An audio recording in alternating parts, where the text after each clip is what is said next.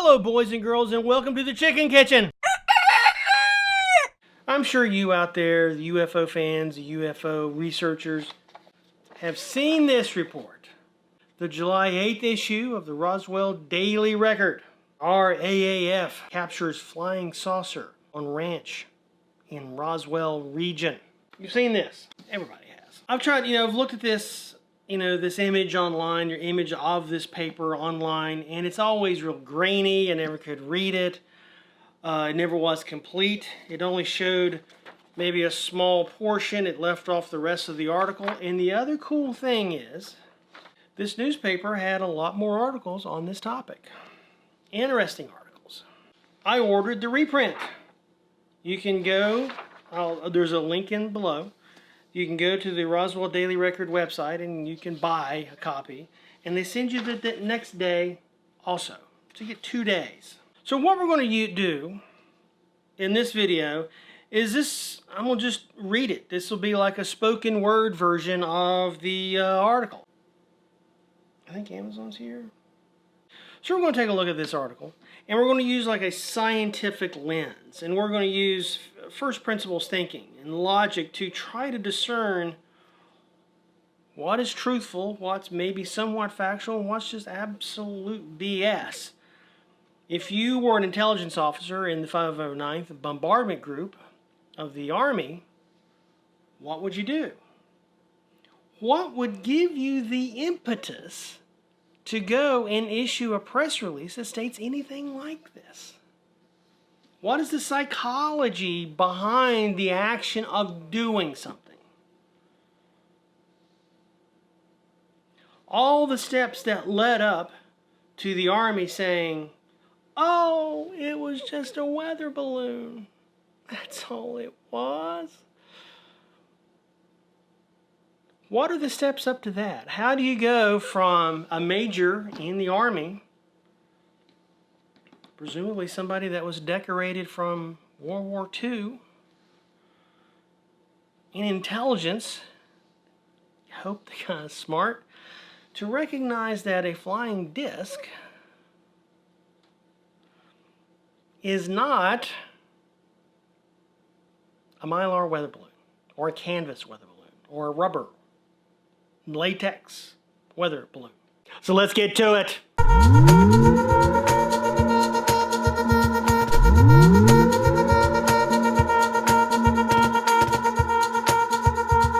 From the Roswell Daily Record. Roswell, New Mexico, Tuesday, July 8th, 1947. Roswell Army Airfield captures flying saucer on ranch in Roswell Region. The subheadline is No Details of Flying Disc Are Revealed. Roswell Hardware Man and Wife Report Disc Seen. The intelligence office of the 509th Bombardment Group at Roswell Army Airfield announced at noon today that the field has come into possession of a flying saucer. According to information released by the department over authority of Major J.A. Marcel, intelligence officer, the disc was recovered on a ranch in the Roswell vicinity after an identified rancher had notified Sheriff George Wilcox here that he had found the instrument on his premises. Major Marcel and a detail from his department went to the ranch and recovered the disc, it was stated. After the intelligence officers here had inspected the instrument, it was flown to higher headquarters. The intelligence office stated that no details of the saucer's construction or its appearance had been revealed. Mr. and Mrs. Dan Wilmot apparently were the only persons in Roswell who have seen what they thought was a flying disc. They were sitting on their porch at 105 South Penn last Wednesday night at about 10 minutes before 10 o'clock when a large glowing object zoomed out of the sky from the southeast, going in a northwesterly direction at a high rate of speed. Wilmot called Mrs. Wilmot's attention to it, and both ran down into the yard to watch. It was in sight less than a minute, perhaps 40 to 50 seconds, Wilmot estimated. Wilmot said it appeared to him to be going about 1,500 feet high and going fast. he estimated between 400 and 500 miles per hour. In appearance, it looked oval in shape, like two inverted saucers, faced mouth to mouth, or like two old-type wash bowls placed together in the same fashion. The entire body glowed, as though light were showing through from inside, though not like it would be if a light were merely underneath. From where he stood, Wilmot said that the object looked to be about 5 feet in size, and making allowance for the distance it was from town, he figured it must have been 15 or 20 feet in diameter, though this was just a guess. Wilmot said that he heard no sound, but that Mrs. Wilmot said that she heard a swishing sound for a very short time. The object came into view from the southeast and disappeared over the treetops in the general vicinity of 6 Mile Hill. Wilmot, who is one of the most respected and reliable citizens in town, kept the story to himself, hoping that someone else would come out and tell about having seen one. But finally today decided that he would go ahead and tell about seeing it. The announcement that the RAAF was in possession of, one coming only a few minutes after he had decided to release the details of what he had seen. Well, isn't that a dandy little piece of information? And after all this, government comes out and says it's just a weather balloon. It's just a weather balloon. Well, let's look at the timeline a bit first. The Wilmot family, they saw this flying disc, a week crash. They saw it fly over a week previous to this article coming out. It says Wednesday, previous week. And so that would have given the rancher time to call the Army Air Base. Then the intelligence officer would have gone out if the rancher said, well, there's a flying saucer crashed on my ranch. The rancher said that he's seen many later, after this, the rancher complained to the newspaper, said he'd seen lots of weather balloons on his property, and he's never going to report one again, ever. He's not going to report anything unless it's a bomb. So he must have reported something other than a weather balloon. He knew what a weather balloon was, and if it was a weather balloon, he would have reported a weather balloon.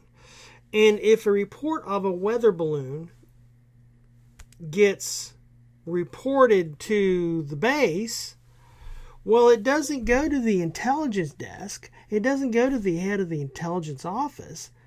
It goes to the ground crew for the weather balloons. The Army had a whole section of people whose job was to launch and maintain and retrieve weather balloons. Back during the Second World War, we didn't have, laser atmospheric testing. The only way we got weather reports from the upper atmosphere was for pilot reports and weather balloons. And they weren't very sophisticated. We had observation outposts around the world that would take barometric pressure readings, temperature readings, wind readings on the ground. They would report the height of the clouds, best they could estimate the distance of which they had visibility. They would report other things like precipitation, sleet or rain or snow or fog or freezing rain but it was all observation. We didn't have all the high-tech shiny gizmos we do today back in the 40s. A lot of it was manual observation. And so we had teams in all these airfields. They would send up a balloon and they would measure how fast it was going, and then we get wind aloft data, how fast it's traveling in the upper atmosphere. And that's how we got upper atmosphere weather, is through observation, weather balloons, and pilot reports. So if it was just another down weather balloon, and And this guy, the rancher in New Mexico, he wasn't the only farmer in America that's ever seen a weather balloon. They were all over. South Dakota, Texas, Oklahoma, Missouri, Iowa. We used a lot of weather balloons. We manufactured a lot. We used them a lot in the in the Army and later the Air Force. If the rancher reported a weather balloon, it'd have never gotten to Major Marcel's desk. He would have never seen it. It would have gone to the guys in the hangar and said, hey, we got another weather balloon. You guys go get it. And they'd have all hopped the back of the truck. They'd have gone out to the rancher's farm, and they would retrieve the weather balloon.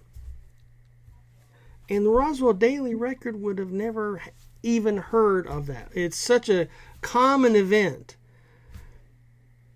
Now, if it was something else, if it was a downed aircraft, there would have been reports of the pilot's death or injuries to the crew. Those are always released by the War Office quite promptly. If it was some other thing that had happened, there was an accident that involved personnel, there would have been injuries. There would have been pilot reports or people that...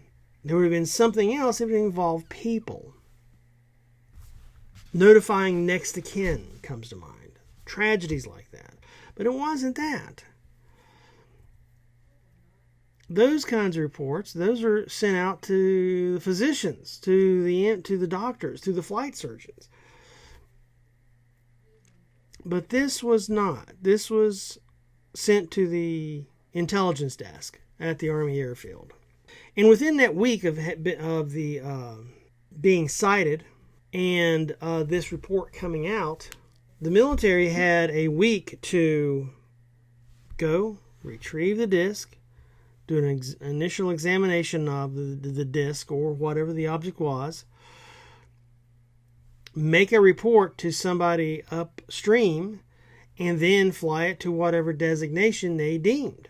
And they packed it up on a cargo aircraft, and they flew it to someplace else, to a higher headquarters. That was their words, higher headquarters. There was never any process in American military to snatch up downed weather balloons and ship them off to a higher headquarters. They were dragged back to the base, and they were repaired or fixed or totaled, or they were broken down for other smaller parts to repair the other weather balloons that were in service.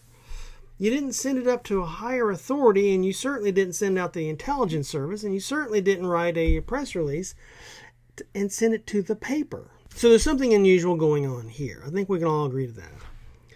Now let's look at the Wilmas Testimony. The Wilmas Testimony,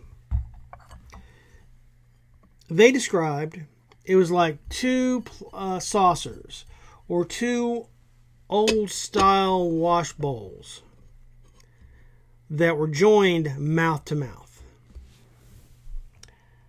Kind of like this. Two bowls joined mouth to mouth. Balloons are spherical. And they said that this object was flying very fast, 400, 500 miles an hour. Balloons don't travel that fast. Meteors, they're gone in an instant. When you're looking up at the sky, you'll see one.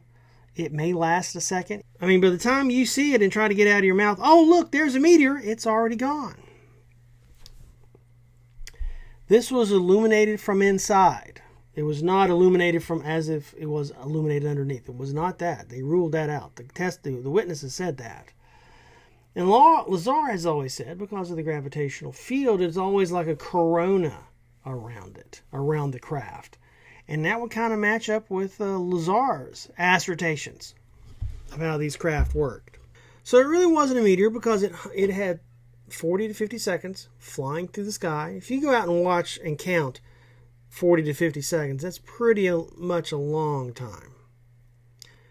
And being that close to the airfield, they'd have known what an airplane is, even at 10 o'clock at night, because you'd hear the roar of the engines. And if it was an airplane, the roar of the engines would have been a radial engine, and those things are phenomenally loud. Much louder than your modern Piper or Cessna that's putting around. Much louder than the helicopter. You would have heard it. not a hissing sound. It would have been a rumble that would shake the dishes off of your shelves. But this is what they saw. This little thing.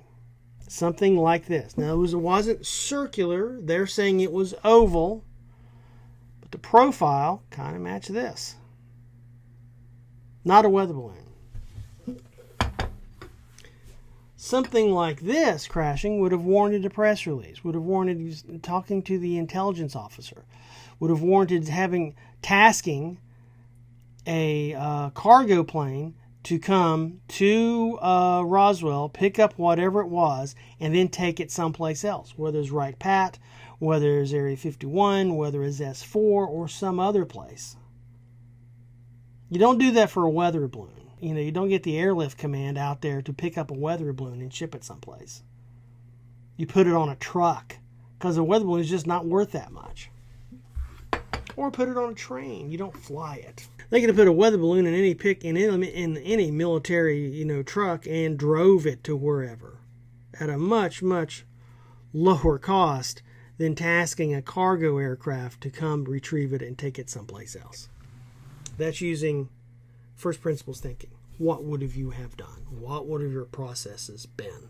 Now, this is also at a time where there's a lot of Cold War paranoia. The Cold War pretty much sucked. It was, we spent trillions of dollars on it just to be superior and to prove communism wrong. And if you recall the stories of how utterly freaked out America was when Sputnik launched and was announced to be in orbit and flying over the United States, it created a lot of tension. Now, Sputnik was a few years after this.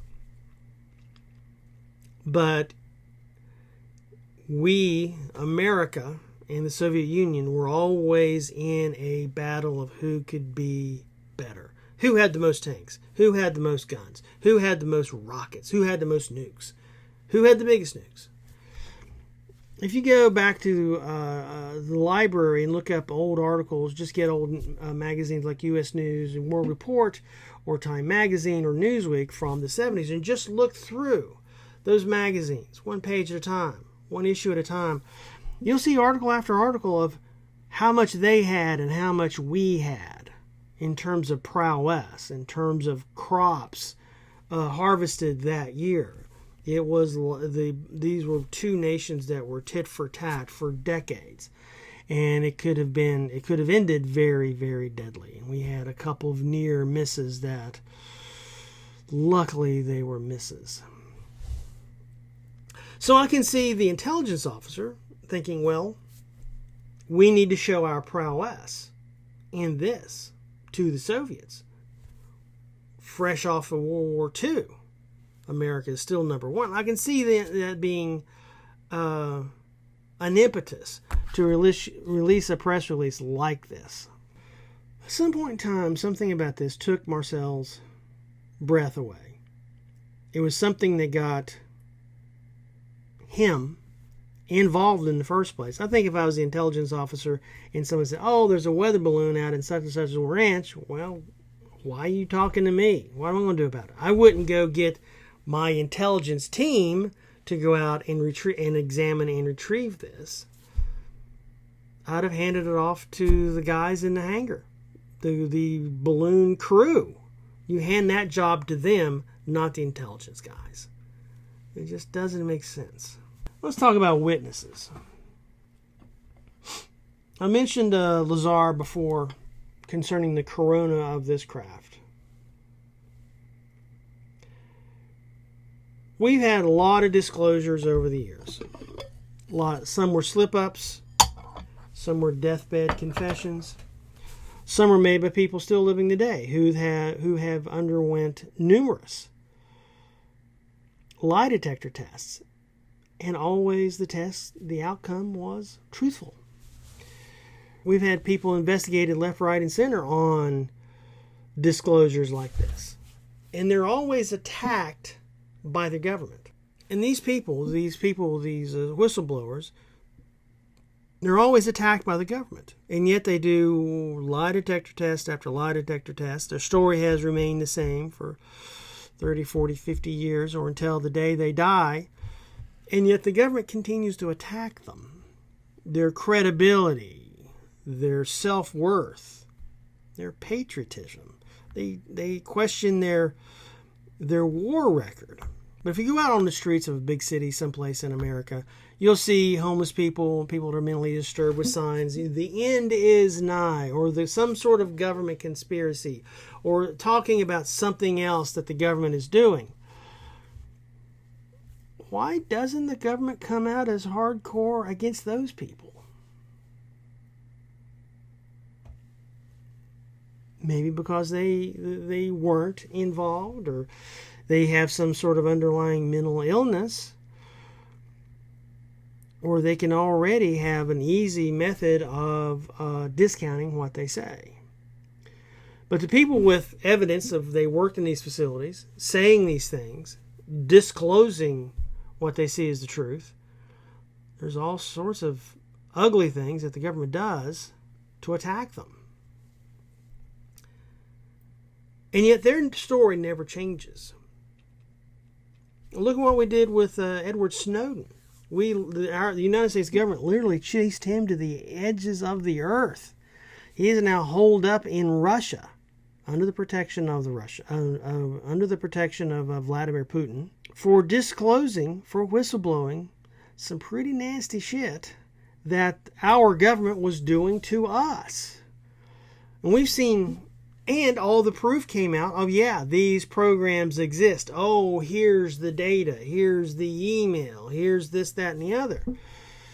And we've seen how the government continues to this day go after Edward Snowden. So was he lying? Is he in Russia because he likes the climate? Or do we believe that the government is coming after him because he actually did know something? He actually did leak something. And there's all these other examples in the UFO disclosure history that the government has gone after hardcore and still go after hardcore decades later to this day. That lends credibility to their story, in my mind. If you're looking at the first principles thinking, logic behind this, the government would not be spending millions and millions and millions of dollars to discredit somebody that they felt was a fraud. If Bob claimed that, in Area 51, they were out there spending millions of dollars making balloon animals, would that even get a press release? Would that even warrant a raid by an alphabet soup of federal agencies looking for a receipt in your computer system?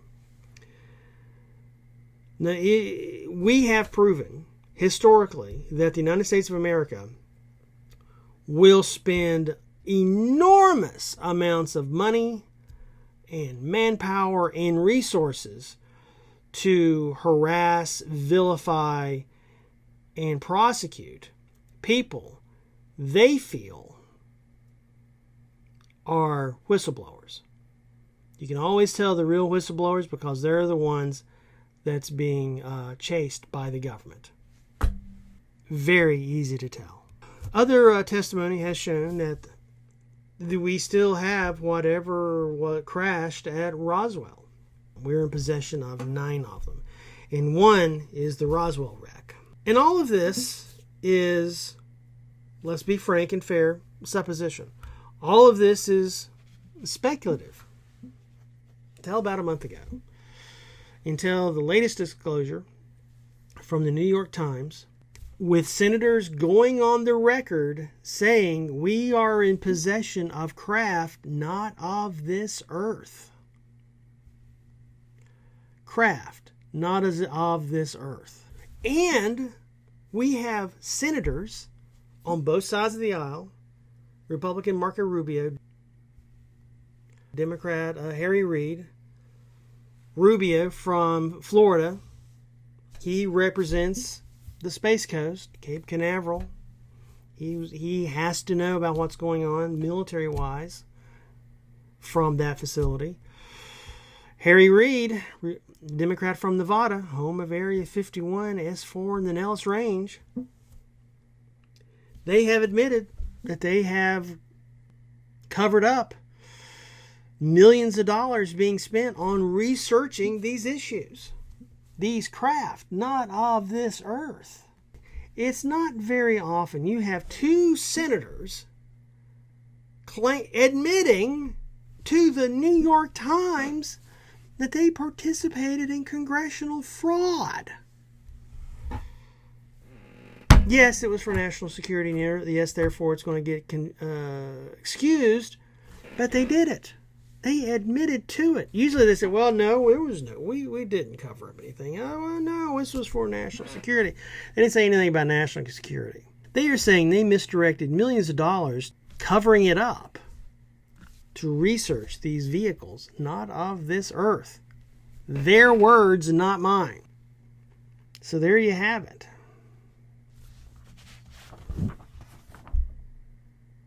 RAAF captures flying saucer on ranch in Roswell Region.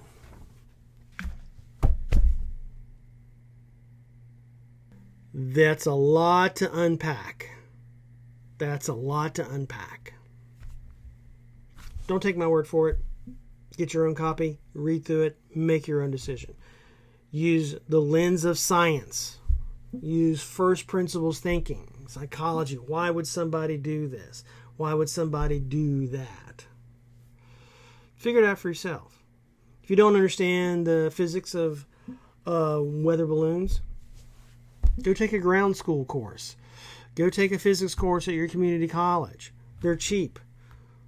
Educate yourself. Don't watch some guy on a video on YouTube, including me. You go out and figure it out for yourself. You'll be in a much stronger position to know when you're being lied to if you do this on your own. And you do a thorough job of it. Don't half-ass it. Do a thorough job of it. That's it from the chicken kitchen. If you like this video, give it a thumbs up. If you like what I'm doing here on our channel, please subscribe. If you got any questions, just drop those in the comments below. And until next time, I'll be your lab partner. Take care. Bye-bye.